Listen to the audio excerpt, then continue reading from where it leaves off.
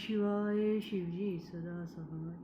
ओम नमः शिवाय गुरुजी सदा सहाय। ओम नमः शिवाय शिवजी सदा सहाय। बोल सतगुरुदेव महाराज की जय। शुक्राना गुरु जी।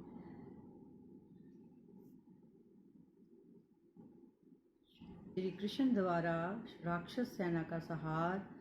महर्षि व्यास जी बोले, हे मुनिश्रेष्ठ सनत कुमार जी, जब कुशमांड नामक दैत्य की पुत्री और उषा की सखी चित्रलेखा ने श्री कृष्ण की नगरी द्वारका जाकर वहां से सोते हुए उनके पोते अनिरुद्ध का अपहरण कर लिया, तब कृष्ण भगवान ने क्या किया, इससे आगे की कथा से मुझे अवगत कराइए। व्यास जी बोले, महर्षि व्यास जी के इस विनिम्र आग्रह को सुनकर ब्रह्मापुत्र संत कुमार जी बोले, हे व्यास जी, जब चित्रलेखा रात्रि के समय सोते हुए कुमार अनिरुद्ध को उठाकर ले गई, तो वहां सुबह द्वारका में जब अनिरुद्ध अपने कक्ष में ना दिखाई दिए तो उनकी तलाश आरंभ हो गई।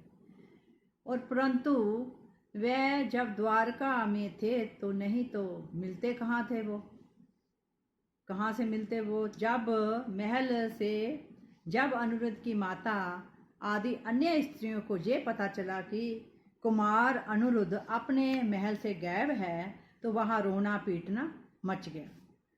फिर सब स्त्रियां रो रो कर श्री कृष्ण जी से अनिरुद्ध को ढूंढ कर आने की प्रार्थना कर रही थी। श्री कृष्ण भगवान जी बड़े परेशान थे कि आखिर अनिरुद्ध महल से गायब कहाँ हो गया। तभी वहां भगवान श्री कृष्ण जी राजमहल के देव ऋषि नारद का आगमन हुआ। नारद ने भगवान श्री कृष्ण को चिंतन देखा और अपनी आदत के अनुसार सारी बातें उन्हें बता दी। सब कुछ जानकर भगवान श्री कृष्ण ने अपनी अश्वरोहिणी सेना के साथ दैत्यराज बानासुर की राजधानी शोणितपुर पर चढ़ाई कर दी। प्रद्युम्न, यजुधान, साम, सारण, नंद, उपनंद, बलभद्र और कृष्ण के सभी अनुवर्ती इस युद्ध में उनके साथ थे। जब इस प्रकार भक्तशाल भगवान शिव ने अपने परम भगत बानासुर पर संकट को आते देखा, तो वह सभ्य श्री कृष्ण से युद्ध करने के लिए आ गया, क्योंकि शिव जी सदा ही अपने भक्तों के अधीन रहते हैं। तब भगवान शिव और श्री कृष्ण की सेना में बड़ा भयानक युद्ध आरंभ हो गया। दोनों सेनाएं अब एक दूसरे पर विविधि दिव्य शस्त्रों का प्रयोग कर रही थी। दोनों में से कोई भी सेना हार मानने को तैयार नहीं थी। तब भगवान श्री कृष्ण सभी देवाधिदेव महादेव श्री शंकर भगवान जी के पास गए, हाथ जोड़कर प्रणाम कर उनकी स्तुति करने लगे। श्री भगवान कृष्ण भगवान जी बोले, हे देवाधिदेव, हे भक्तसल, हे करुणा निधान प्रभु भगवान शिव जी, आप सब प्रकार के गुणों से प्रकाशित हैं और अपने दुखों में डूबे हुए भक्तों को दुखों के सागर से उभारते हैं। भगवान, आज आप क्यों इस संसार की माया में लिप्त हो रहे हैं।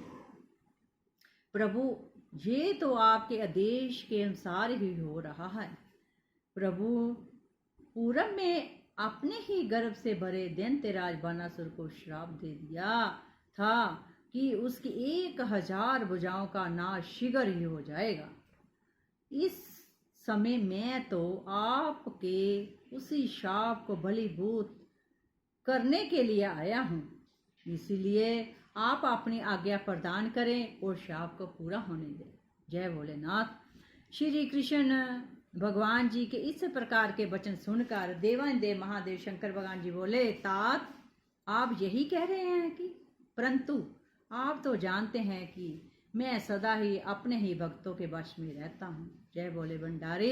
इसलिए अपने भक्तों बानासुर की रक्षा करने के लिए मैं आपसे युद्ध करने को हुआ हूँ। आपको ये भी अपना कार्य पूरा करना है, तो शाप को भी पूरा करना है। इसलिए दैत्यराज बानासुर से युद्ध करने से पहले आप मुझे श्रव शस्त्र नामक शास्त्र द्वारा जीव भरण कर दीजिए, फिर अपने कार्य को पूरा कीजिएगा। भगवान शिव की आज्ञा का पालन करते हुए भगवान श्री कृष्ण तुरंत ही जीव नशस्त्र नामक अस्त्र छोड़ा, जिसके फल स्वरूप भगवान शिव जिरभ्रत हो गए और मोहित होकर युद्ध को भूल गए।